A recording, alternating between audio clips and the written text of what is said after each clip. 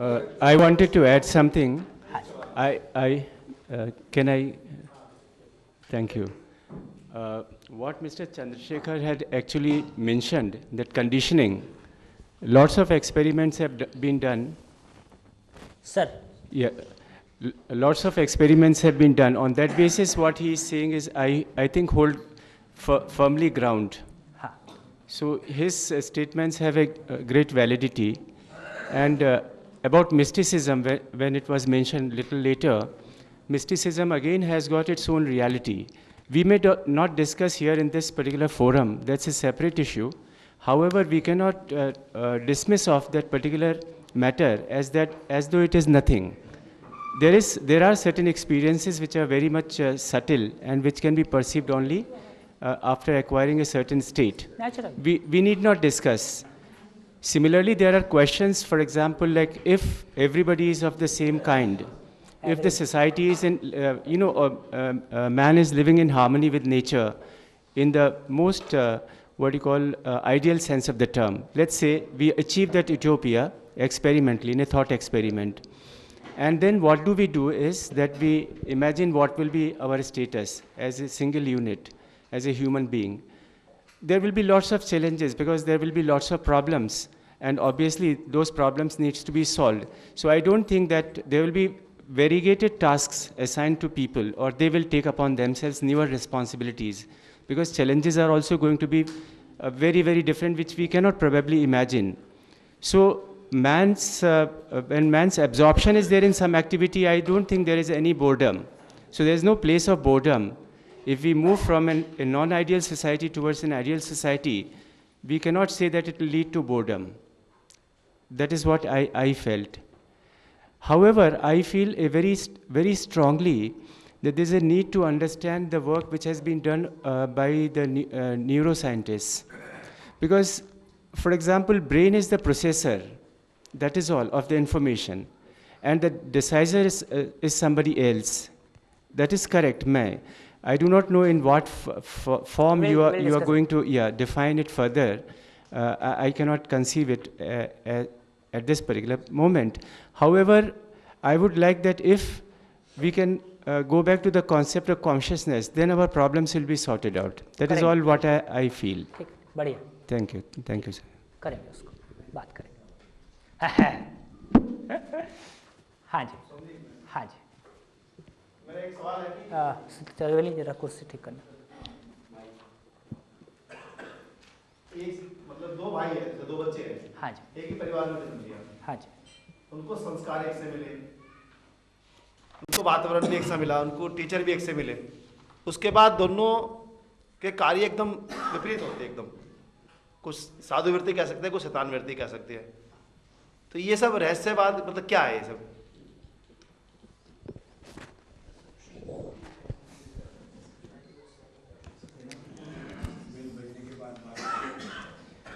इनको रेफरेंस देकर छोड़ देता हूँ।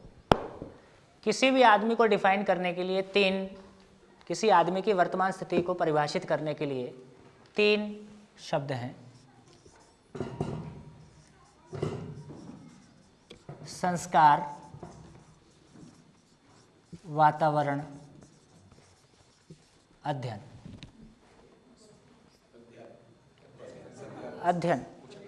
थोड़ा सा ऊंचा, ये जैकेट हटा दो, कट ना जाए, है ना। संस्कार, वातावरण, अध्ययन। हाँ, अभी जो आपने कंडीशन कही उसी कंडीशन को ले लें। एक परिवार में 2 बच्चे और पिता एकदम शराबी। दोनों बच्चे बड़े होते हैं, एक बच्चा शराब में डूब जाता है, एक बच्चा शराब को हाथ नहीं लगाता है। दोनों बच्चों को पूछते हैं कि ऐसा क्यों हो गया। दोनों का आंसर एक ही था, हमारे घर में वातावरण ही ऐसा था, जबकि दोनों का एक्शन अलग हो गया। नहीं sir, I feel the processor brain has taken the lead of the another person. तो संस्कार शब्द को थोड़ा सा अभी छोटे कॉन्टेक्स्ट में ले रहे हैं। संस्कार का मतलब capacity of the brain to interpret the situation was different. Brain का प्रॉब्लम नहीं है, वो सब जीवन का प्रॉब्लम। हाँ जी प्लीज एक मिनट। एक तो संस्कार को लेके जो हमने कहा कि माँ बाप संस्कार देते हैं, अभी माँ बाप संस्कार देते हैं हमने ऐसा कहा, तो माँ बाप संस्कार देते हैं उसकी अपनी एक स्थिति है ना, उसकी अपनी एक स्थिति है, और माँ बाप और वातावरण जो देता है उसमें से जो वो एब्जॉर्व कर पाता है और आज की डेट में जो उसकी स्थिति बनी हुई है उसके अनुसार वो एक्ट करता है। तो कुल मिला के एक आगे जैसे जैसे अपन बात करेंगे तो अब तो ये समझ में आता है कि कौन पैदा होता है और कौन मरता है, जन्म किसका और मरना किसका, है ना, शरीर का जन्म और शरीर का मरना। ठीक, मैं तो है ही, है ना, कैसे आ रहा है कि वो जहाँ सारी क्रियाएं निरंतर हैं वो स्वयं में निरंतर हुए बिना वो क्रियाएं निरंतर नहीं हो सकती। एक सामान्य सी बात निकल के आती है, जहाँ सारी क्रियाएं निरंतर हैं इसका मतलब है कि वो इकाई स्वयं में निरंतर है। इसलिए कभी कभी एक लाइन बड़ी अच्छी लिखी हुई मिलती है ओशो की बुक्स के पीछे, never born never died only visited this planet earth during this period, है ना। तो कुल मिला के मैं हूँ, इस शरीर को चलाता हूँ और मेरी अपनी एक स्थिति है। तो उसकी चर्चा भी थोड़ा आगे चलेंगे और करेंगे। तो एक शरीर यात्रा से दूसरी शरीर यात्रा तक जो भी हम कैरी ओवर करते हैं, समझ है तो कैरी ओवर होता है, समझ नहीं है तो कैरी ओवर नहीं होता है, ब्लैंक रहता है। उस परिवार में फिर वही वातावरण मिलता है, तीनों भूत, लाभोन्माद, भोगोन्माद, कामोन्माद, लेकिन उसकी जो अपनी स्थिति है, जैसे एक बच्चे को खराब वातावरण में रखा जाए वो खराब हो ही जाएगा ऐसा नहीं कहा जा सकता। एक बच्चे को बहुत अच्छे वातावरण में रखा जाए वो अच्छा हो ही जाएगा ऐसा भी नहीं कहा जा सकता। और मैंने लगभग पिछले 4-5 सालों में जितना कॉलेजेस के साथ में काम किया, मैं एक चीज़ को महसूस कर रहा हूँ कि वातावरण का असर भी आदमी पे, कुछ लोगों पे बहुत ज़्यादा है,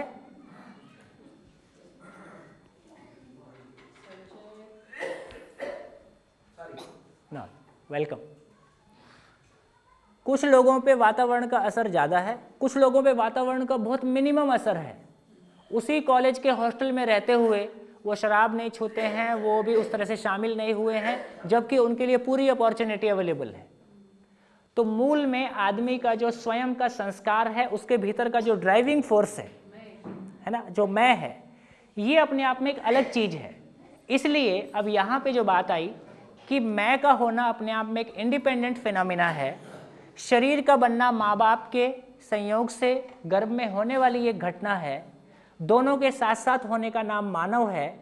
और ये जो अलग अलग बिहेवियर हमको 2 बच्चों में दिखाई दे रहा है, ये उनके मूल संस्कार का फर्क है ना। जैसे रामानुजन के बारे में बोलते हैं कि भाई बचपन से ही मैथमेटिक्स, है ना, तो कुछ पिछली शरीर यात्रा का याद रह गया है, कुछ पीछे किए हुए कुछ काम हैं जो उनके पास रह गए हैं, रिटेन कर गए हैं, है ना, या कुछ इस तरह की कुछ बातें और धीरे धीरे हम लोग कर सकते हैं। एक क्लैरिटी यहाँ जितनी भी हमने बातें की, कुल मिला के हम ये कह रहे हैं कि मानव जो है शरीर प्लस कुछ और,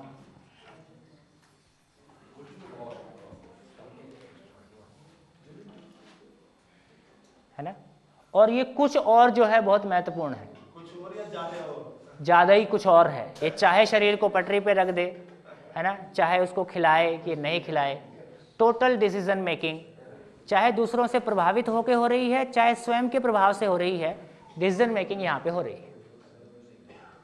नमस्कार। हाँ जी, प्लीज प्लीज प्लीज प्लीज।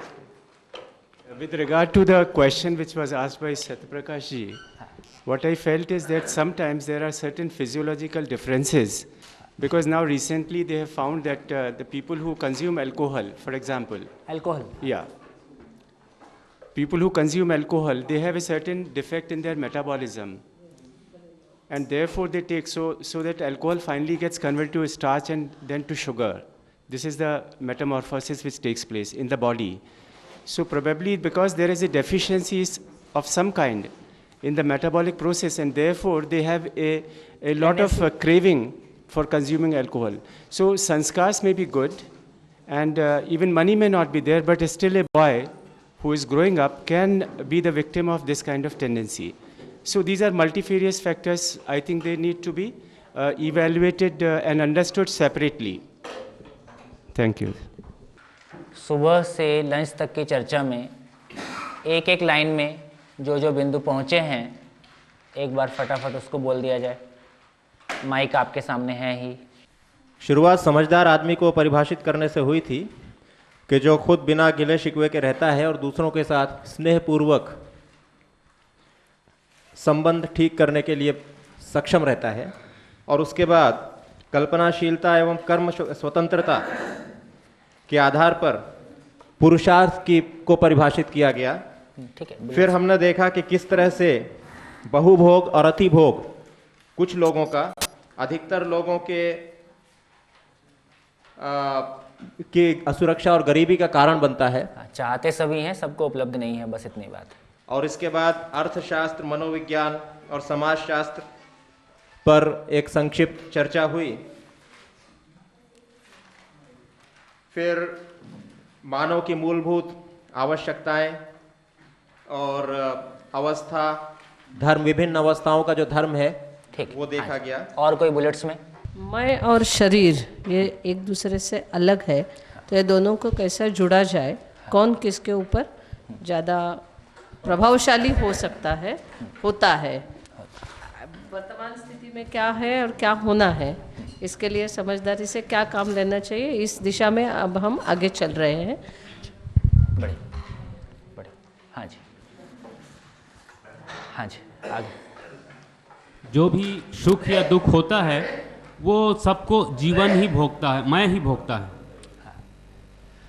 सारे सुख दुख को भोगने वाला मैं ही हूँ। जैसे मार कौन खाता है? मैं खाता हूँ कि शरीर खाता है?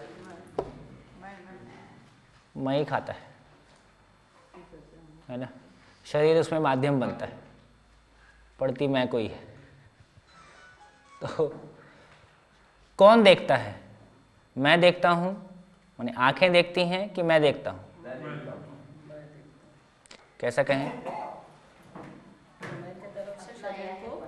है, आंखें खुली रहती हैं, मैं वहाँ पे नहीं हूँ, तो प्रश्न उठता है, बिना आंख आप देख सकता है? हाँ, बिना आंख भी देख सकते हैं, है ना। बिना आंख भी आप देखते ही हैं। देखिए, देखना शब्द, बिना आंख आप कैसे देखते हैं? मैं छू के देखता हूँ, सुनते जाइए। मैं छू कर देखता हूँ, खा कर देखता हूँ, पी कर देखता हूँ, एक मिनट, चल के देखता हूँ, बोल के देखता हूँ, गा के देखता हूँ, सब तरफ से देखता हूँ। फिर ये देखने का मीनिंग क्या है? समझने वाला मैं ही हूँ, इसलिए मैं ही देखता हूँ। कभी कभी आँख से संदर्भित है, तो कुल मिला के मेरी ज्ञानेंद्रियों के माध्यम से मैं चीज़ों को समझता हूँ। समझने वाला मैं ही हूँ, है ना। बहुत क्लियर से छोटे छोटे एग्जाम्पल हैं। आप कोई सामान लेने जाते हैं और वो सामान सामने रखा रहता है, आप भूल जाते हैं क्या लेने आया था, कुछ नहीं दिखता है ना। जिस चीज़ को बाहर देख रहे हैं, पहले वो पिक्चर अंदर है, अंदर पिक्चर है तो बाहर वो मैच करता है, तो हम कुछ देख पाते हैं, नहीं तो नहीं दिखता है। इस तरह से कभी कभी फ़ोन लगा देते हैं किसी को और भूल जाते हैं किसको लगाया था। सामने वाला हेलो हेलो बोलता है और अपन बिल्कुल वो किसको लगाया है इतना जोर डालना पड़ता है, क्योंकि थोड़ा सा एब्सेंट हो गए हैं। तो मैं ही हूँ। कौन बोलता है? कौन बिना कान के आदमी बोलता है, बिना मुंह के बोलता है, बिना कान के सुनता है? देखा आपने? बिना मुंह के बोलता है। हम सब ऐसे ही करते हैं। आप कान का इस्तेमाल कब करते हैं? जब दूसरे को सुनना है। मुंह का इस्तेमाल कब करते हैं? जब दूसरे को सुनाना है। खुद को सुनाना है और खुद से बोलना है, कोई ज़रूरत नहीं है। तो एक हमको समझ में आता है कि बायोलॉजिकल माइक है, मुंह एक बायोलॉजिकल इंस्ट्रूमेंट है जो हमारी आवाज़ को दूसरे तक पहुंचाता है। कान एक बायोलॉजिकल रिसेप्टर है। उसके बाद एक इलेक्ट्रिकल माइक भी हम यूज़ कर लेते हैं और आवाज़ को बढ़ाना है तो खुद से हम बहुत क्लियरली बात करते हैं, बहुत क्लियरली सुनते हैं, बहुत क्लियरली सुनाते हैं, और अधिकांश समय तो यही करते हैं। तो मूल में देखने वाला मैं ही हूँ, सुनने वाला मैं ही हूँ, सुख दुख को भोगने वाला मैं ही हूँ, इस शरीर को चलाना है कि नहीं चलाना है ये निर्णय लेने वाला मैं ही हूँ, है ना। तो सारा जो इस सारी चर्चा से जो एक क्लैरिटी बनती है, किस रूप में हमारा एक फाइनल व्यू कैसा बनता है,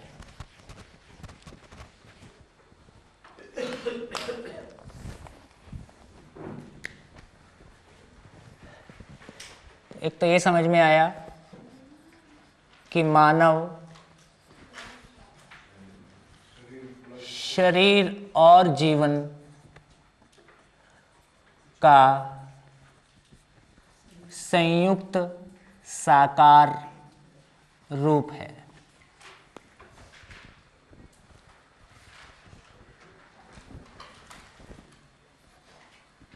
और फाइनली कुछ स्टेटमेंट्स, मैं हूं, या एक नाम देना चाहें, मैं जीवन हूं, निरंतर सुखपूर्वक जीना चाहता हूं,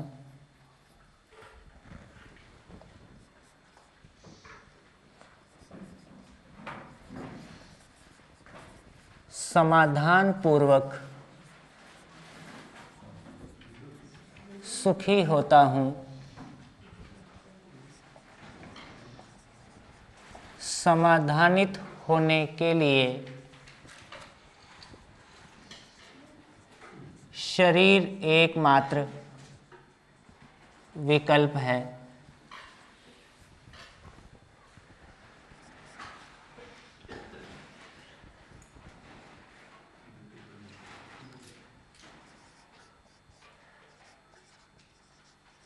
शरीर बनने की प्रक्रिया में मेल फीमेल का होना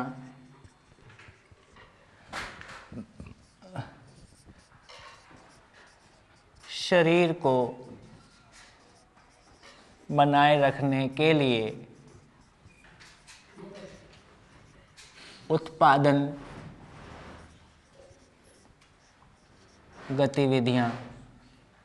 गतिविधियों का होना, ये एक फैलाव समझ में आता है।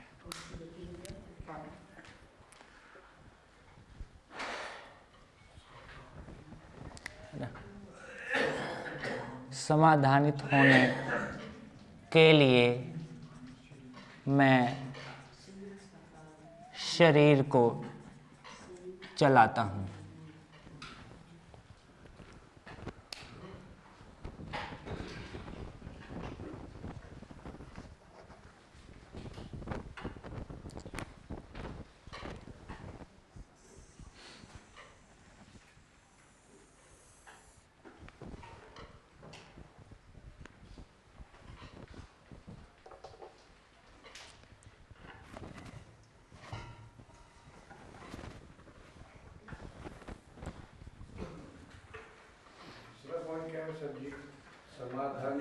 होने के लिए शरीर एकमात्र विकल्प है।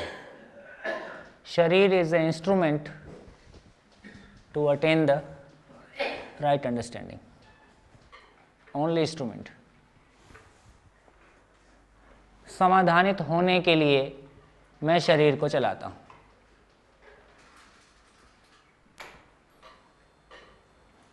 मतलब जितने भी शरीरों ने जन्म लिया उन्होंने समाधानित होने के लिए लिया, अनेक जन्म को रास्ते कर दी। मानव शरीर को चलाने का पर्पस यही है, और इसका प्रमाण क्या है?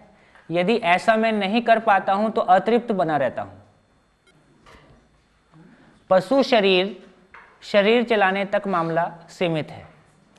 मानव शरीर यदि समाधानित होकर नहीं जी पाता है, यदि सॉल्यूशंस के साथ में नहीं जी पाता है, वो अतृप्ति लगातार बनी रहती है। मेरा उसमें दूसरा इशारा है, जैसे भगवान की कल्पना है कि राम किसने इन्होंने जब अवतार लिया, मतलब दुष्टों को मारने के लिए लिया, तो कॉन्सेप्ट तो उसकी चर्चा थोड़ा सा लास्ट दिन करेंगे, है ना?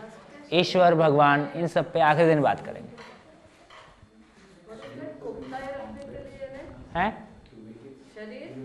शरीर को बनाए रखने के लिए उत्पादन गतिविधियां हैं। शरीर को बनाए रखने के लिए उत्पादन गतिविधियां हैं। माने शरीर के माध्यम से ही मैं समाधानित हो सकता है। इस सेंस में कह रहे हैं कि भाई एकमात्र विकल्प है। शरीर के अलावा शरीर नहीं चलाऊं और मैं समाधानित हो जाऊं, ऐसी अस्तित्व में व्यवस्था नहीं है। शरीर चलाने का निर्णय भी मैं का निर्णय है ना? जब चाहे हम बंद कर ही सकते हैं यात्रा। बड़ा आर्टिफिशियल सा रिश्ता होता हाँ वही, अब आगे थोड़ा सा देखते हैं कि वो रिश्ते का क्या मतलब है, तो फिर बहन भाई पति पत्नी ये सब क्या मामला है ना, जो रिश्ते इतना एक दूसरे को, अभी हमारा सारा दुख हमारे अपने लोगों से है कि पराये लोगों से है? अपने ही से है, अपनों ही से है, ज़्यादा तो अपने ही से है।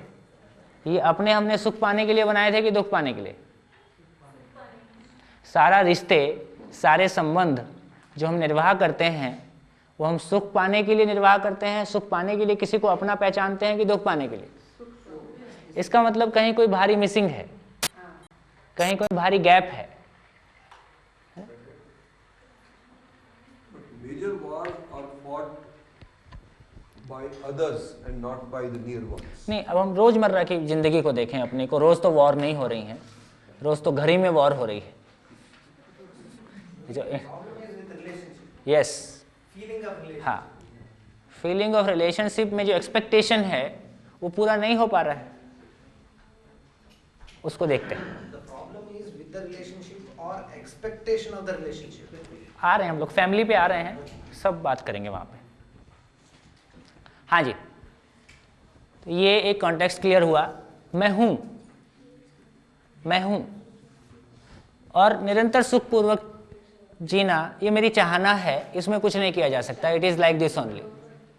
और ये भी समझ में आया कि समाधान पूर्वक सुखी होता हूँ, कोई दूसरा तरीका नहीं है। सुविधा से सुख नहीं, सुख से सुविधा नहीं।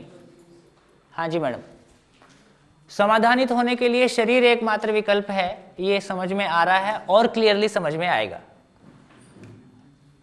अब ये क्लियर होता है कॉन्टेक्स्ट कि आखिर मैं इस शरीर को क्यों चलाता हूँ, है ना। मेरा शरीर को चलाने का पर्पस क्या है? तो मैं शरीर को इसलिए चलाता हूँ कि मैं समाधान पा सकूँ और उस निरंतर सुखपूर्वक जीने की स्टेट को अचीव कर सकूँ, जिसको हमने आनंद कहा, परमानंद कहा, जो भी भाषा देना है हम दे लें, लेकिन ultimately continuity of happiness, a state of completeness with in ourselves, है ना, जिसको हमने कहा स्वयं के प्रति विश्वास। अब यदि शरीर चाहिए तो शरीर के लिए मेल फीमेल होना, प्लांट्स में भी मेल फीमेल है ना, तो शरीर बनने की प्रक्रिया में मेल और फीमेल एक आवश्यकता है। समझने के लिए मेल और फीमेल दोनों शरीर पर्याप्त है ना। तो शरीर का मेल और फीमेल होना केवल शरीर बनने की प्रक्रिया के लिए एक प्रकृति सहज आवश्यकता है, एक नेचुरल नीड है। और शरीर को बनाए रखने के लिए उत्पादन गतिविधियां हैं, है ना। यहां से एक और बात झलक के आती है, अभी रूटीन में हमारी पहचान क्या है? स्त्री, अभी देखिए हमारे पहचान के आधार कैसे हैं, स्त्री या पुरुष, और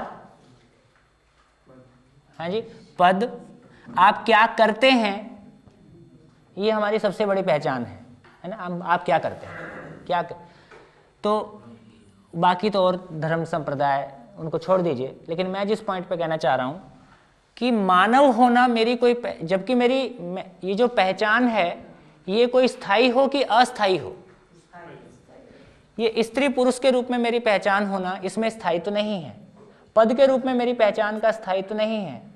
मैं क्या करता हूँ, जो आज करता हूँ कल नहीं करता हूँ, है ना, ये भी स्थायी नहीं है। तो कुल मिला के मानव के रूप में मेरा होना, हम अपने आप को मानव के रूप में पहचान सके ऐसी स्थिति नहीं है।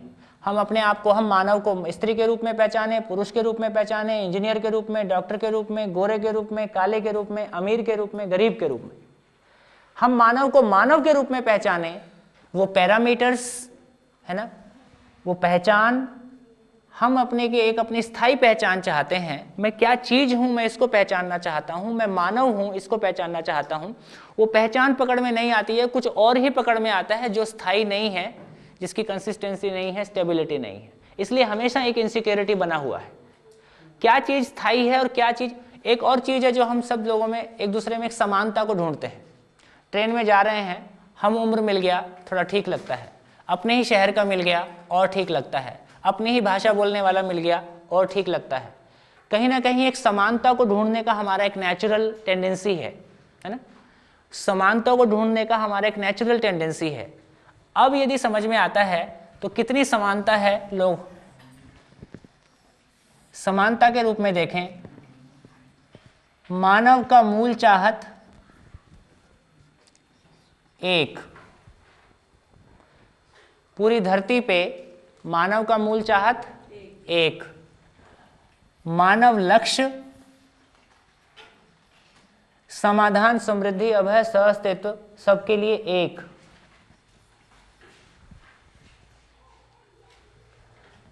इस रूप में सभी के पास समान पोटेंशियल है, सोचने समझने का अनलिमिटेड पोटेंशियल है। इस रूप में एक बात आती है कि जीवन रूप में सभी समान,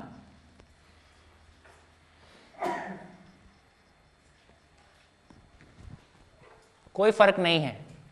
जीवन रूप में धरती का हर आदमी संभावनाओं के रूप में, क्षमताओं के रूप में, सोचने समझने की जो असीम क्षमता है वो सबके पास समान रूप से उपलब्ध है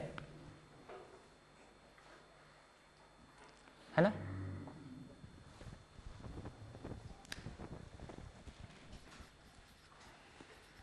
मानव धर्म एक, इस तरह मानव जाति एक, समझ सबके लिए एक, और सभी समझने के बाद, समझने के प्रोसेस में परस्पर पूरक। बिना समझे सभी आपस में लड़ते हैं, नहीं समझते हैं तो एक दूसरे को अपना वजूद बताते हैं, एक दूसरे को छोटा बताते हैं, है ना? और परस्पर संघर्ष की स्थिति। हम एक हैं ही, जिस स्तर पे हम एक हैं वहां नहीं पहचान पाते हैं तो शरीर के आधार पे एक होने की कोशिश करते हैं। एक भाषा को बोलने वाले एक समान, संसार में सबकी भाषा एक होना मुश्किल है। वेशभूषा के आधार पे एक होने की कोशिश बहुत मुश्किल है। खान पान के आधार पे एक होने की कोशिश बहुत मुश्किल है। तो शरीर के आधार पे भिन्नता प्रकृति सहज है, खान पान की भिन्नता प्रकृति सहज है, बोलचाल की भिन्नता प्रकृति सहज है ना?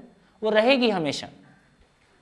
तो इस तरह से जहां हम एक हैं ही, प्रकृति सहज रूप से एक हैं, उन जगह को पहचानते हैं तो उसकी स्वीकृति सबके साथ बनेगी, सबके साथ बनती है। और हम मानव रूप में, मानव को मानव, हम स्वयं को मानव रूप में पहचान सकें तो दूसरे को भी मानव रूप में पहचान पाते हैं। हाँ जी सर, कुछ कह रहे थे। कल आपने एक विधान किया था कि समझदारी हर एक की अलग अलग होती है क्योंकि हम अलग अलग तरीके से सोचते हैं। वो आपका कल का विधान था, स्टेटमेंट था। अभी आप लिख रहे हैं कि सबकी मूल चाहत एक है, मानव लक्ष्य एक है, मानव धर्म एक है और सबकी समझ एक है। तो इसका मतलब same analogy you will continue, इसका मतलब है सब समझदार है। हाँ नहीं, वो थोड़ा सा कहने सुनने का बात। तो अभी इसमें क्या आ गया कि जीवन रूप में समझ नहीं, समझ मूल रूप में सबके लिए चार अवस्थाओं का होना और उसका परस्पर पूरक होना, ये सबके लिए समान। समझ का कंटेंट सबके लिए एक है, एक बात। फिर भी हम सब अलग अलग हैं। तो ये क्या चीज है जो अलग अलग है? इसमें फिर कहना पड़ेगा कि दो शब्द हैं, योग्यता और पात्रता, है ना? मूल क्षमता के रूप में सभी समान हैं, मूल क्षमता। योग्यता और पात्रता के रूप में हम सभी अलग अलग हैं। पात्रता का क्या मतलब है? ग्रहण क्षमता, डाइजेशन, किसका डाइजेशन कैसा है ना? कितना हम पचा सकते हैं, कितना हम ग्रहण कर सकते हैं समझ को, वो हमारी एक स्थिति है।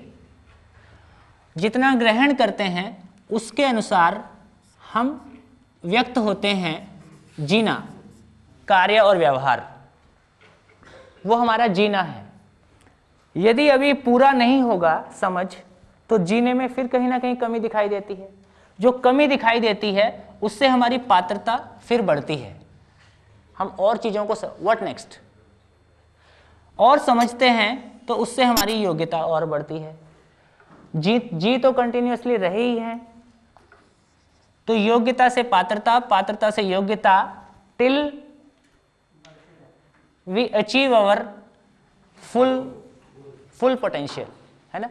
मेरी संपूर्ण अक्षय क्षमता को मैं इन्वेस्ट कर देता हूं समझने के लिए, तो संपूर्ण को समझकर मैं तृप्त होता हूं, है ना। अभी भी देख लीजिए, कोई भी चाहे लेमैन है, चाहे बहुत क्वालिफाइड आदमी है, कैसा भी है, सबकी कल्पना तो पूरे में दौड़ती है। ये चांद क्या है, ये सितारे क्या हैं, ये संसार कौन बना दिया, मैं क्यों पैदा हो गया, है ना, या ये सब कुछ ठीक नहीं चल रहा है, या ठीक चल रहा है, या चलना चाहिए। कल्पनाओं के रूप में तो हम सब फैल ही रहे हैं। ये कल्पनाओं के रूप में फैलना, ये हमारा चाहना है। चाहना हमारा होना में बदल जाए, चाहना और होना, तो चाहना प्लस योग्यता इज इक्वल टू होना। योग्यता हमारे पास, योग्यता की कमी है। शिक्षा और परिवार परंपरा हमको जीने की योग्यता दे सके, ये शिक्षा और परिवार परंपरा की भूमिका है। फिर उसमें स्किल्स भी आती हैं, उसमें समझ भी है। सुविधा, सुख और सुविधा दोनों को एक्वायर करने के लिए, दोनों के लिए हम पर्याप्त हो जाएं, इसका नाम योग्यता है। तो मैं सुखपूर्वक जीने के लिए पर्याप्त हूं, मैं सुविधापूर्वक जीने के लिए पर्याप्त हूं। सुविधापूर्वक जीने के लिए जो मटेरियल वर्ल्ड में जो भी सीखना है, करना है, स्किल्स की बात है, और इस तरह सारी बात है। तो योग्यता और पात्रता के रूप में हम सभी अलग अलग हैं।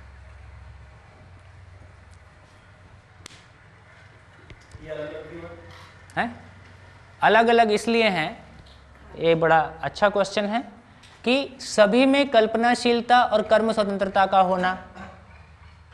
कल्पनाशीलता, कर्म स्वतंत्रता वश हर आदमी ने किधर ध्यान दिया है, वो फोकस सबका अपना अपना डिफरेंट है।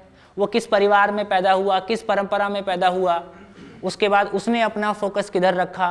तो इस तरह से हमारी अलग अलग जो भी हमारी यात्रा के दौरान हम सबके फोकस अलग हैं। तो हो सकता है किसी ने किधर ध्यान दिया, किसी ने किधर ध्यान दिया।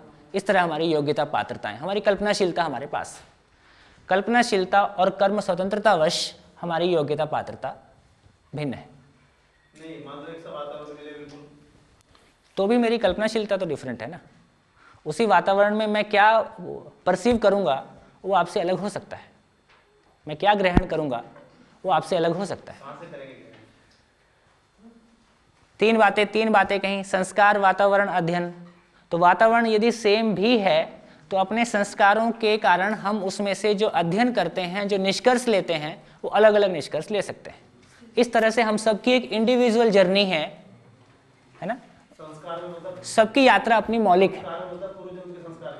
सब पीछे से आज तक का जो भी, आज वर्तमान स्थिति में जो भी कुछ है, नहीं वर्तमान में मान लो एक घर में जन्म लिया, एक आदिवासी पेड़ में जन्म लिया, पूरा वही बड़े, तो हमारा संस्कार उसके भी वही है, उसके भी वातावरण भी वही है, अध्ययन भी वही है, उसके बावजूद भी अलग अलग जीवन, वो जो जीवन की मौलिकता है अपनी, अभी की हम बात कर रहे हैं। जीवन में मूल रूप में क्या स्थितियां हैं, उसके अनुसार उसका मल्टी डायमेंशनल फैलना है।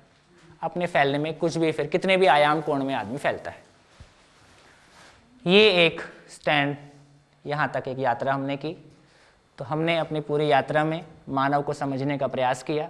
मानव को समझने के क्रम में मानव में व्यवस्था को समझना, तो ये मनाकार को साकार करना, ये सुविधा के लिए है। और ये सुख जो है, सुविधा शरीर की आवश्यकता है, सुख जो है मेरी आवश्यकता है। ये एक बात हमने की। मनाकार को साकार करने वाला, साकार करने माना मीन्स फिजिकल नीड्स को पूरा कर, साकार में करना मीन्स इम्प्लीमेंट करना, इम्प्लीमेंट करना। जो फिजिकल नीड्स हैं इनको इम्प्लीमेंट करने वाली चीज का नाम ये है।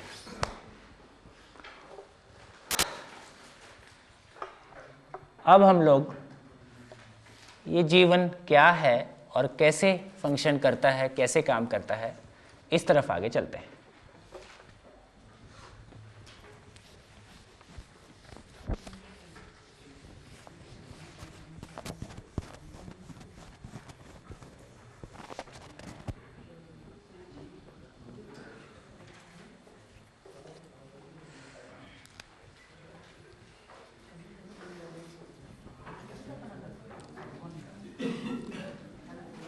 हाँ जी, मानव को समझने की कोशिश की तो पता चला कि मैं, जिसको हमने एक नाम दिया जीवन, ये शरीर को चलाता है। और क्यों चलाता है? क्यों चलाता है? समाधानित होने के लिए चलाता है। तो यहाँ से एक नया चैप्टर निकल आया, जीवन में व्यवस्था को समझना और जीना।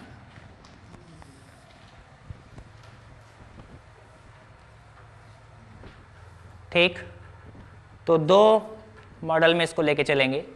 एक बार पहले ब्रीफ में उसका व्यू ले लेंगे और फिर एक बार डिटेल्ड स्टडी में भी जाएंगे।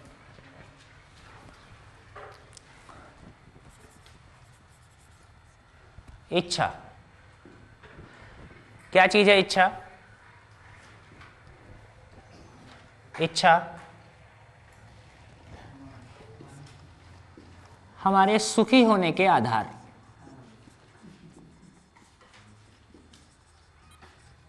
जिसको हमने कहा मान्यताएं।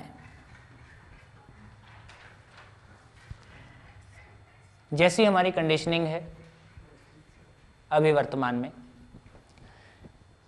इच्छा को पूरा करने के लिए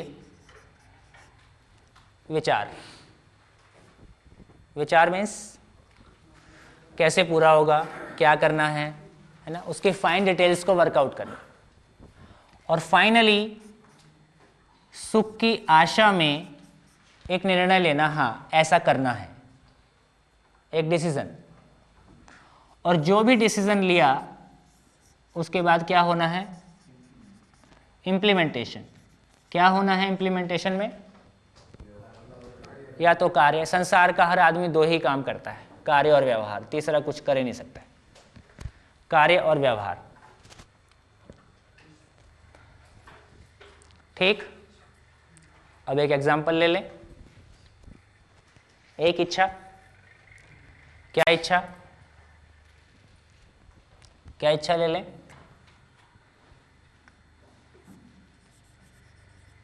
एक अच्छा जॉब, ठीक। उसके लिए विचार दौड़ेगा, उसके लिए कोई एक एक्शन होगा। जॉब मिलना कार्य है कि व्यवहार है? तो सारा कार्य और व्यवहार में हम दो कैटेगरी बना सकते हैं, या तो सफल होना या असफल होना। जॉब मिलने से क्या मिलेगा? सुविधा। सुविधा से सुख कितना मिलेगा? मोमेंटरी, क्षणिक सुख। सफल हो गए तो क्षणिक सुख, असफल हो गए तो दुख। और क्षणिक सुख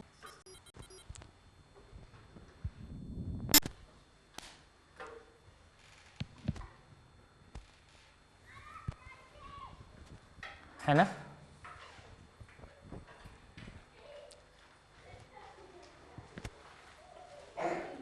Suppose he gets a job in an organization like yours, then why there will be atripti? फिर वो जॉब नहीं होगा, फिर वो साथ साथ जीना होगा। यहाँ जॉब है नहीं, Any which way.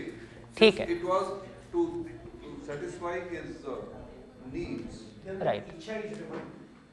अभी वही कर, अभी जो हम धरातल पे बात कर रहे हैं, अभी जो हम वर्तमान जीने के धरातल को देखते हुए, अभी गहरी मान्यता क्या काम कर रही है हमारे पास कि मैं शरीर हूँ।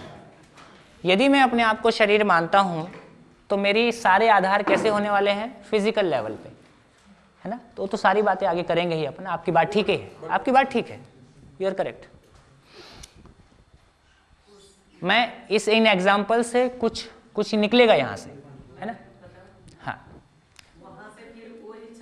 हाँ हाँ, एक नई इच्छा, और अब एक नई इच्छा कर लेते हैं। अब जॉब वॉब लग गई तो शादी कर लेते हैं, शादी कर लेते हैं। आगे बढ़ा दिया आपने बात को, बिल्कुल ही। अब सोचने का बात भी नहीं है, अब तो सोचने की भी शक्ति गई।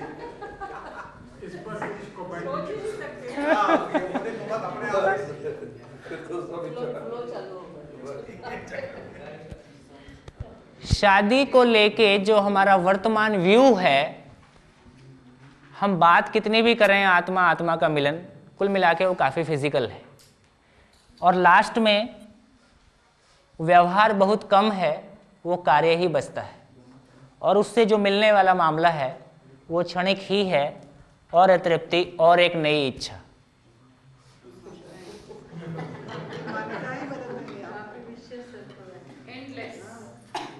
ठीक, अब ये नई इच्छा किधर भी जा सकती है ना। बॉम्बे में तो और खतरा ज़्यादा है। अब एक और नई इच्छा, क्या किया जाए? हैं? बच्चे, है ना। कुल मिला के क्या लगता है कितने प्रतिशत वर्ग होगा इस पॉपुलेशन का जो स्वयं को शरीर मान के जीता है, जो सुविधा के लिए ही जीता है? मेजॉरिटी, है ना। और सुख की कोई चर्चा नहीं है, सुख के लिए कोई कार्यक्रम नहीं है, इसलिए कोई सुख भी हमारे पास नहीं है। कुछ लोग हैं जिनके पास सुविधा है, कुछ लोग जिनके पास सुविधा नहीं है। जिनके पास सुविधा है वो अपने आप को विकसित मानते हैं, और सुविधा जिनके पास नहीं है उनको अधिकतम अच्छे होने का मतलब है उनके लिए भी सुविधा उपलब्ध कराने का कार्यक्रम सोचें। पेरेंट्स एंड सोसाइटी दो दे एक्सपीरियंस द सेम साइकिल। हाँ, सेइंग इसमें सुख नहीं है। हाँ, लेकिन बच्चों को वही लाइन में लाता है। हाँ, वही मैं कहने जा रहा था। मैं इसी पॉइंट पे आ रहा हूं कि माँ बाप का सारा आशीर्वाद अपने बच्चों के लिए कि तुम सुखी रहना, हमारी है ना। तो सूत्र ये है कि जो जिसके पास है वही बांटता है ना। हम कितना भी कामना करें अपने बच्चों के सुखी होने के लिए, हमारे पास अधिकतम सुख का मतलब यही है कि जितनी सुविधा मेरे पास है इसके पास उससे अधिक सुविधा उपलब्ध हो जाए। जो हमको नहीं मिला वो इनको मिल जाए। क्या मिल जाए? सुविधा ज़्यादा मिल जाए।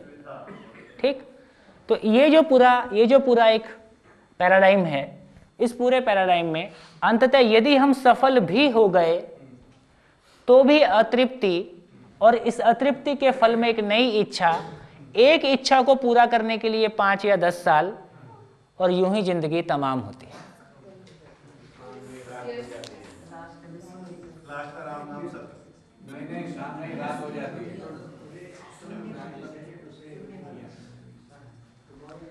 विशियस सर्किल, है ना।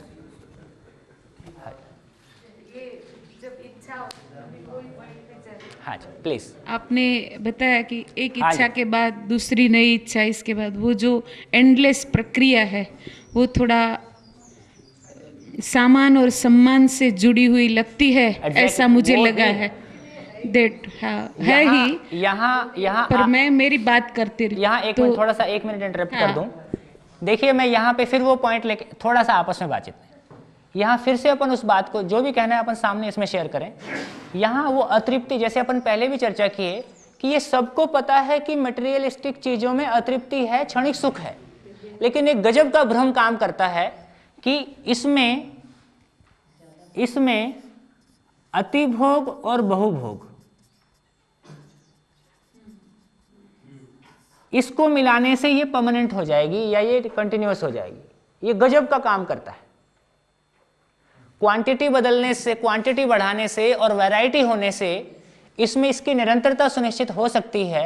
ये काफ़ी गहरा मामला काम करता है और ये आदमी को काफ़ी लंबे समय तक टिकाए रखता है, पागल कर देता है। ये तो लगभग कॉन्सेप्ट ये जो आपने बताया कि सारी दुनिया ये मान चुकी है कि जितनी ज़्यादा सुविधा उतना ज़्यादा सुख। इस भ्रम में जी रहे हैं तो सुख तक कभी पहुंचेगा ही नहीं वो आदमी।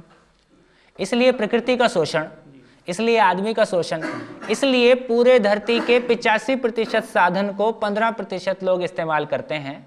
और ये 85% की पॉपुलेशन कैसे नियंत्रित रहे या ये ना रहे ताकि ये साधन सुविधा हमको उपलब्ध होता रहे, है ना। इस तरह की सोच और उसके लिए बहुत सारा षड्यंत्र, फिर चाहे इराक पे वॉर हो या कुछ और। हम पॉपुलेशन को हमने जितना हाईलाइट किया है, आपकी जानकारी के लिए इंडिया का पॉपुलेशन डेंसिटी कितना है?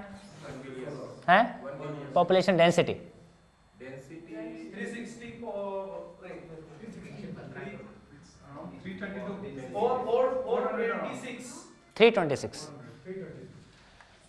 326 पीपल पर स्क्वायर किलोमीटर इंडिया का। छत्तीसगढ़ का 150 पीपल लगभग 156 के आसपास है, और जितना नॉर्थन स्टेट्स है उनका लगभग 400, लगभग 600-700, साउथर्न स्टेट्स का लगभग 400 प्लस माइनस, है ना। बॉम्बे का 1.5 लाख, नहीं नहीं नहीं, 35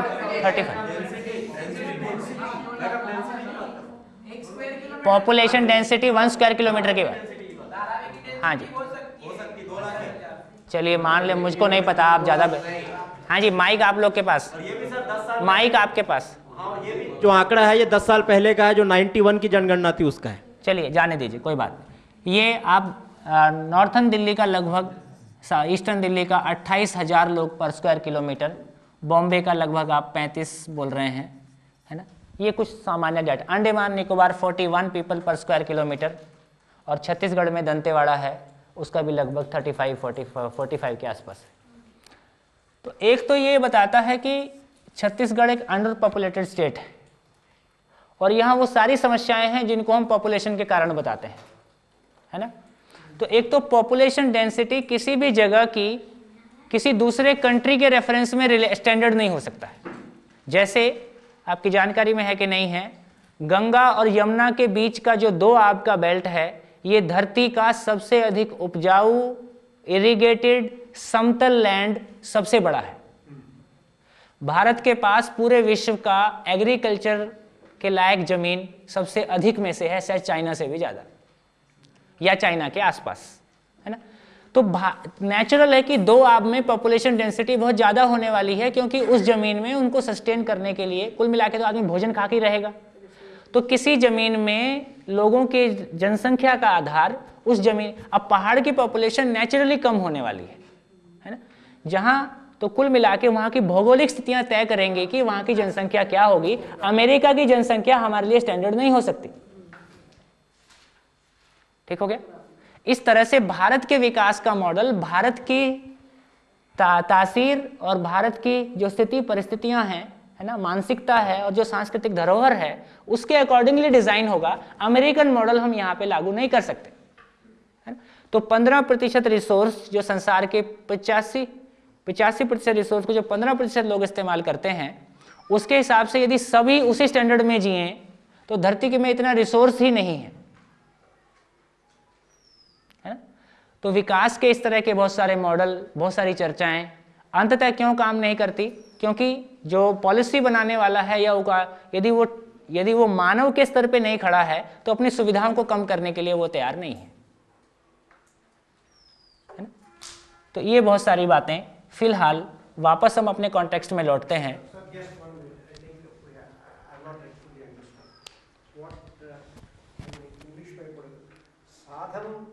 cannot give you full continuing satisfaction. Yes, sadhan can give you suvidha.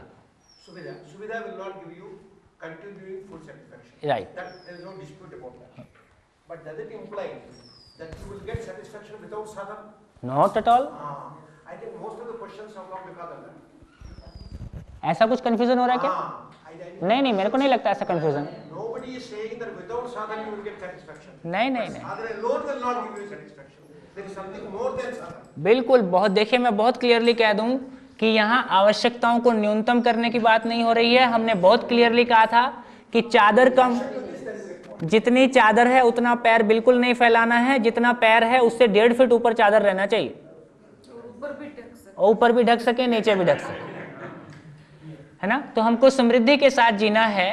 मानव में उत्पादन करने की क्षमता है, प्रकृति में पर्याप्त साधन है, क्यों गरीबी से जिया जाए, है ना। हाँ, बिना प्रकृति को नुकसान पहुंचाए, बिना आदमी का शोषण किए जिया जा सकता है। इस विश्वास को देने का नाम शिक्षा है। बिना मानव का शोषण किए, बिना प्रकृति को नुकसान पहुंचाए जिया जा सकता है, इस विश्वास को देने का नाम शिक्षा है।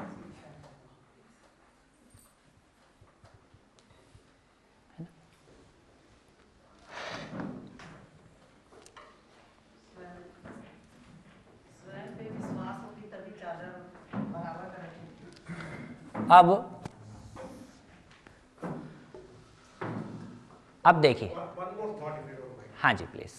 Most of our desires are in appropriating what is available compared to others. If there is one car, two cars. Mic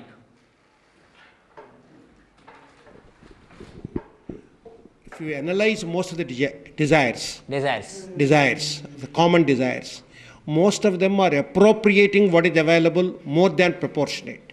It is not for production.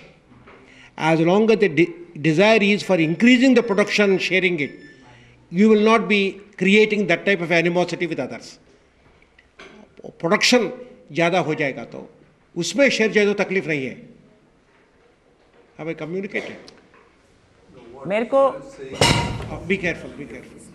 कोई नहीं, ठीक है। There are two ways in which I can get sadhana. हाँ जी, One is I take away from you right. what is already available. Second is I produce and want to enjoy it. Yes, Are you objecting even for the latter? No, You are, we need to produce keeping in mind the balance in nature. that's okay. अभी जो GDP का, अभी जो किसी देश के विकसित होने का आधार जीडीपी है, इस पे सोचना पड़ेगा। No, that point है is ना, well सारा taken. एल्यूमिनियम निकाल के, सारा लोहा निकाल के इसी साल में हमको सब कुछ बना डालना है और नीचे कुछ नहीं बचेगा। No, that point is well taken. Having limited to nature and sustainable. Sustainable, If I produce more wealth of course. and demand a higher share of it, there is nothing wrong with that. If you are a person with right understanding, I will not do it. Then you know the difference between sadhana and suvidha, between suvidha and sukh, and accordingly you set your Goal accordingly. So no government will set it, you have to set it, and the environment will inspire you, or a social pressure may create few things. Somji, in many ways, this self-empowerment is हाँ. sort of self-regulating. Self-regulation. What sir has just Mike. For the benefit of others. Yeah, in continuation to what he had said, it may not be only restrict to some Chhattisgarh or some India. If we take whole earth together, then obviously some reason is going to get accessed. For example, if it is Chhattisgarh, if uranium is available in Meghalaya, then for whole India we will exploit uranium from Meghalaya. Because that resource is having over there. So that may create again imbalance. So again, keeping in mind the balance, everything need to be decided. वो तो कहीं ना कहीं रखना ही पड़ेगा। आने वाली पीढ़ी,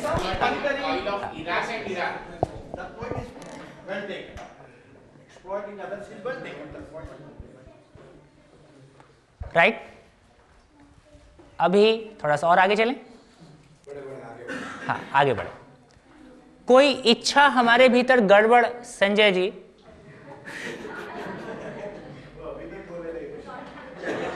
इट्स ऑल राइट।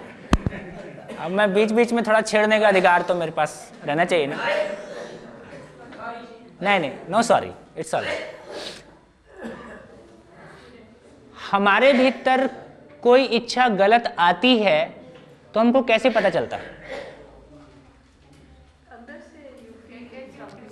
हाँ जी, फिर से एक बार देखिए, अब जांचने का काम धीरे धीरे अपने गहरे भीतर जाने की जरूरत है। कोई इच्छा हमारे भीतर गलत होती है तो हम उसको कैसे पहचान पाते हैं बिना एग्जीक्यूट किए? उससे मिलने वाली सुविधाएं योग्य है या नहीं, मतलब हमको अल्टीमेटली जो उसे इच्छा जो हुई उससे जो फ्यूचर में होने वाला सुख पर्याप्त होगा कि नहीं, वो तो वहाँ सुविधा मिलेगी तब पता चलेगा। मतलब सुविधा मेरी यूज़ नहीं है बरोबर, at that stage I may be able to. हाँ जी, हमारी समझ तो होती ही है, समझ के हिसाब से ही हमारी इच्छा और दुर्इच्छा दो चीज़ होती है। हमारे सामने रास्ता तो दो ही होता है, या तो खराब होता है या सही होता है। उसमें से अगर हम एक रास्ता समझ के हिसाब से पसंद करते हैं तो हमको मालूम भी होता है कि हम ये गलत करते हैं, फिर भी हमारा मन कभी ऐसा करता है चलो गलत करने के लिए। हाँ जी, चलिए मैं कहता हूँ आप जांचें। हाँ जी please. there can be two approaches. One is static, second is a dynamic approach. Mike. In that regard, the total what is considered? हाँ जी प्लीज आपस में नहीं. The total resources divided by total present population. अच्छा, So आप it is अभी- per capita resource, resource whatever may be, per capita resource. If we are exploiting more than that, then something is going to happen wrong. Second part of that, we can project the thing. So if today's population is this much, after about 25 or 100 years later, how much will be the population? As per the present availability of our knowledge of resource, how much will be the resources? And if that imbalance is traced, then perhaps we may say there we are wrong. So optimum level we have to trace out. मेरे को लगता है कि इसमें एक reference, मैं तो सोच रहा था आप इच्छा के बारे में कुछ बोल रहे हो, तो मेरे को कॉन्टेक्स्ट जोड़ने में थोड़ा देर लगा. एक मिनट. एक तो ये जो अभी सर बोल रहे हैं, हाँ जी प्लीज, जैसे आदमी कहीं भी रहेगा खाएगा तो खाना, यूरेनियम तो खाएगा नहीं, है ना. अब ज़्यादा बड़े में ना फैल के एक गांव की बात करते हैं. एक गांव में कितना ज़मीन है वो निश्चित है, और जितना वो ज़मीन कितने लोगों को खिला सकता है ये भी लगभग निश्चित है. इससे ये तय हो गया कि इस गांव की एक पॉपुलेशन कितनी हो सकती है, मैक्सिमम पॉपुलेशन कितनी हो सकती है. इस तरह से पूरी धरती पे एक मैक्सिमम पॉपुलेशन कितनी हो सकती है, उसके हिसाब से फिर हम चीज़ों को ऑर्गेनाइज कर सकते हैं. तो एक मैक्सिमम पॉपुलेशन का हमारे पास आ जाए, उसके हिसाब से जीने के मॉडल्स निकल सकते हैं, बिल्कुल realistic models. That's why sometimes we say even if the population of Earth will increase in multifold, energy is sufficient for us because it is a solar energy. Only the thing is we have to trap it. That technology we have to develop. No, but we have geographical boundaries. We have the geographical boundaries and political boundaries where even if you are interested, thinking at the globalization and say this is what, but the other country must be thinking like what we are thinking and should be able to enable you. That is why this. But there are other we have to pace towards global citizenship. चलो वो सब बाद के context है, अभी थोड़ा अपने से निपट लेते हैं. आपका सवाल था इच्छा सही है कि नहीं, ये कैसे पता लगेगा, यही था ना. तो इसमें मेरा जवाब है कि जो इच्छा समाधान की तरफ ले जाने वाली है वो सही है. चलिए ठीक है, अभी मैं बोलता हूँ. हाँ चलिए. जैसे ही कोई गलत इच्छा आती है हमारे पास, तो दो चीज़ें, एक तो हम उसको पूरा नहीं होने की संभावनाएं दिखने लगती है, दूसरा जिसके बारे में आ रही है उसको स्वीकार है क्या. वो इच्छा किसी ना किसी के बारे, कोई ना कोई दूसरा आदमी भी उससे जुड़ा हुआ है. तो मैं कुल मिला के अभी ये कहना चाहता हूँ कि किसी इच्छा के स्तर पे उसके पूरा ना होने की संभावना, या जिसके लिए इच्छा की जा रही है उसमें स्वीकार ना हो पाने की स्थिति, या और कुछ, कुल मिला के इच्छा के लेवल पे जो अनिश्चितता है ना, ये हमारे भीतर जो स्थिति को पैदा करती है उसका नाम असंतोष. इन भ्रमित इच्छाओं के आधार, जैसे एक छोटी सी बात और यहाँ पे, ये जॉब, शादी, ये इच्छाएं गलत हैं क्या? फिर क्या गलती हो गई? हाँ, इन इच्छाओं से जो हमारी अपेक्षाएं हैं, इन इच्छाओं के प्रति हमारा समझ में प्रॉब्लम है. इच्छाएं गलत नहीं है, इच्छाओं के प्रति हमारी समझ जो है, जो इससे अपेक्षा है, सुविधा से सुख की अपेक्षा कर रहे हैं, है ना, ये नहीं होने वाला है. तो एक तो ये समझ में आता है कि ये हमारी इच्छा इसलिए गलत हो गई. तो एक गलत इच्छा के आधार पर हमारे विचार कैसे होंगे? आशा, कार्य और व्यवहार. इच्छा गलत नहीं है, it is the expectations. So why are we saying गलत इच्छा? तो अल्टीमेटली वो पूरी इच्छा ही गलत हो गई. माने हम ये कह रहे हैं कि यदि जॉब कोई गलत इच्छा नहीं है, लेकिन हमारा क्या उसके पीछे जॉब से एक्सपेक्टेशन क्या हो गया? Why do you need the job expecting income? Why do you want expectation? The thinking process is wrong. But not the इच्छा itself. ठीक है, इच्छा per se cannot be wrong. हाँ, तो कुल मिला के वो इच्छा मेरे को सुख तक नहीं पहुंचाती है, इसलिए प्रॉब्लम हो गया. No, can dharma be give a praman here? है? Can dharma? धर्म. हाँ. The dharma can be a praman, हो सकता है ना? To है. decide your expectation, to give a guideline वो तो for अभी आगे की expectation. बात, अभी तो समस्या को ही देख रहे हैं, अभी सॉल्यूशन की बात नहीं देख रहे हैं, है ना. अभी प्रॉब्लम कैसे कैसे आ रहा है. एक गलत विचार के आधार पर जो विचारों में कन्फ्लिक्ट है, जो हौच पौच है, इन विचारों में द्वंद्व की स्थिति में ये एक अशांति की स्थिति है ना। विचारों में इच्छा के स्तर पे जो गड़बड़ी है उसके आधार पे असंतोष, विचारों में जो गड़बड़ी है उसके आधार पे अशांति, और इसके आधार पे जो निर्णय लेते हैं वो बहुत हौच पौच, किंतु परंतु, करूं कि नहीं करूं, ठीक होगा कि नहीं होगा, है ना, सारी एक अनिश्चितता, इसके आधार पे दुख, और अंततः उसको एग्जीक्यूट किए तो अतृप्ति। एग्जीक्यूशन में अतृप्ति, निर्णय लेने के क्षणों में दुख, विचारों की जगह में अशांति, और इच्छा के लेवल पे असंतोष, पूरा होगा कि नहीं होगा, है ना। ये सारा ये जीते जी नरक है।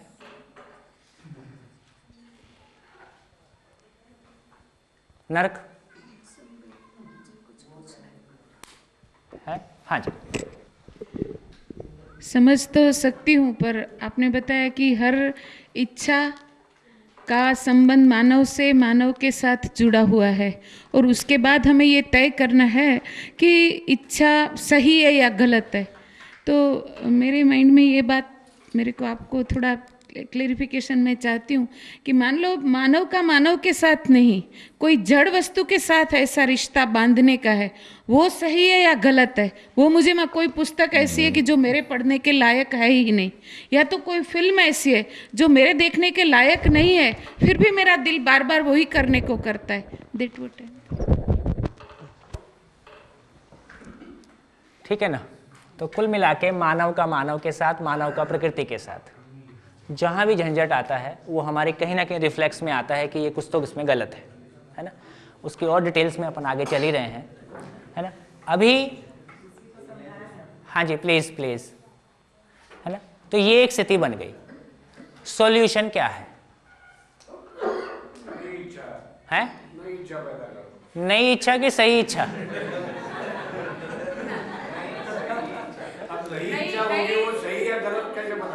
वही नहीं नहीं, जब तक वो सही में ना पहुंचे, हाँ, तो नई इच्छा में ना पहुंचे तब तक वही प्रयोग करते वही तो सही। अब मतलब मेरी तो शाम हो जाएगी, रात हो जाएगी।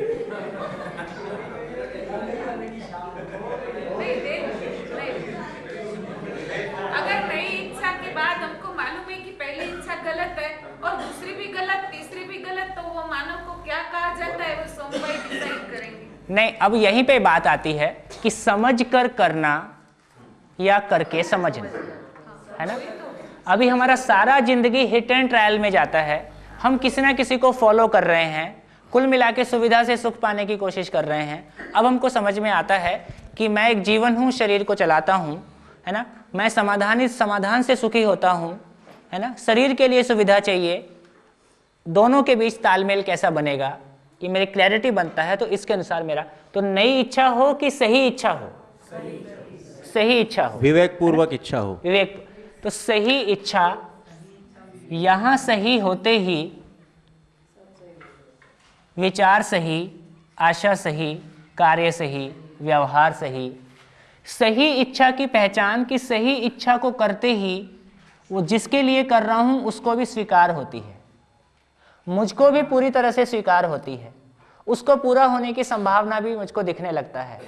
ऐसी स्थिति का नाम संतोष।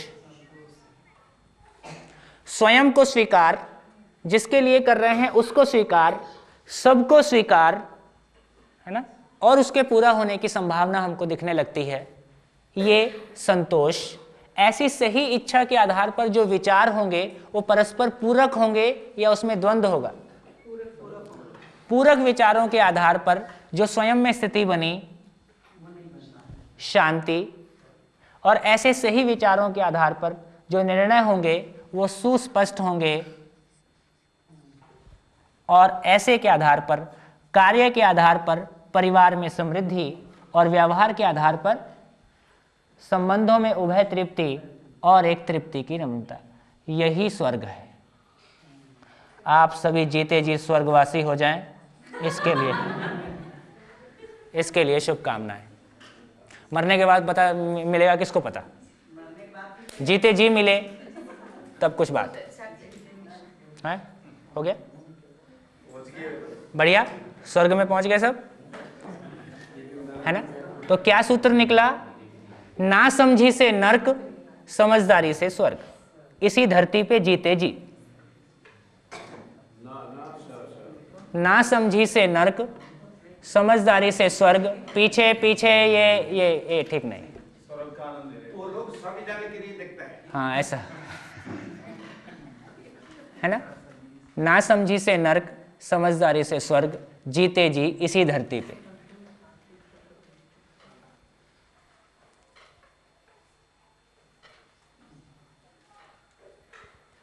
यही शिक्षा का दायित्व है, यही परिवार परंपरा का दायित्व है।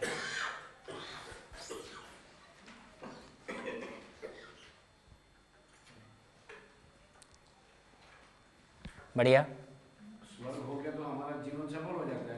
यही जीवन, यही ट्रू सफलता है। इससे कम में सारी सफलता अस्थाई है, टेम्परेरी है। हमको स्थायी सफलता चाहिए, हमको परमानेंट आइडेंटिटी चाहिए, है ना? मैं ऐसा जी पाता हूं, ये मेरी स्वयं में पहचान है, मैं अपनी उपयोगिता के साथ जी पाता हूं। मेरी जो सफलता मुझे मिली, वो सफलता के आधार पे ही मेरा स्वर्ग और नर्क है। मैं जैसे मेरी चाहिए हुई सफलता और अच्छे मार्ग से, समझ से अगर मैंने पाई है, तो वही हमारा स्वर्ग है। तो स्वर्ग को ढूंढने के लिए फिर जाना नहीं पड़ता है। अगर इच्छा सही है तो नीचे जो सुख है उसको क्षणिक कहेंगे या फिर निरंतर कहेंगे?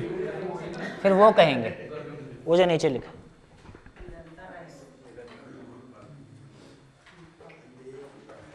बढ़िया, खत्म हो जाती है आज सर। हाय हाय, आपने बोल दिया ना सर। अभी स्वर्ग का एड्रेस बताया है, स्वर्ग पहुंचने का मैकेनिज्म अभी बाकी है। मतलब पड़ाव ही बताया आपने, मंजिल नहीं, पड़ाव बताया। विल देखिए, तो मैं तो समझा मंजिल आ गई। हाँ जी, प्लीज प्लीज देखिए, वाकई में है ना, एक छोटे बच्चे, यहाँ एक छोटी बच्ची, आपको जब आप कल रात को गाना गा रहे थे तो आपके बीच में छोटे बच्चे की कभी चाल देखो, और लगभग सभी बच्चों की ऐसी ही होती है ना? वो फुदकते हुए ही चलते हैं, है ना? तो एक छोटा बच्चा जिस खुशी को लेके पैदा होता है, जिस विश्वास को लेके पैदा होता है ना? मैं कभी कभी अपने बच्चे के बारे में सोचता हूँ। मैं जब पहली बार उसको स्कूल में एडमिशन कराने के लिए ले गया, अब छोटा बच्चा है, वो तो इंटरव्यू के लिए बैठता नहीं है, और उसका PP1 के लिए इंटरव्यू होना था, वो PP2 के लिए। तो प्रिंसिपल साहब बैठे थे, मैं जाके बैठ गया, वो तो खड़ा खड़ा इधर उधर पोस्टर देख रहा है। तो इससे पहले प्रिंसिपल सर कुछ बोले, वो पूछता, अंकल आपका नाम क्या है? इससे पहले वो नाम बताए, आप क्या करते हो? अब 3-4 क्वेश्चन वो जमाजम लगा दिया। मैंने पूछा, सर आप भी कुछ पूछ लो। बोले नहीं नहीं ठीक है।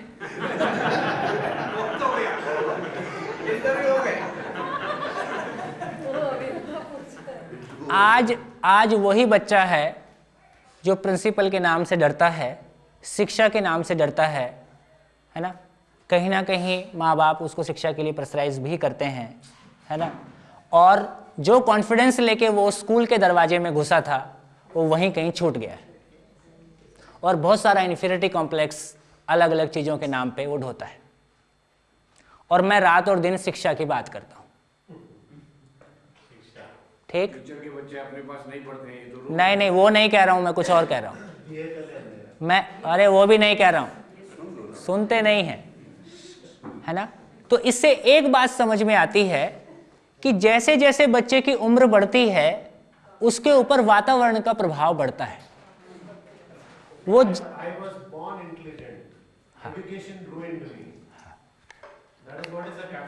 अब ये है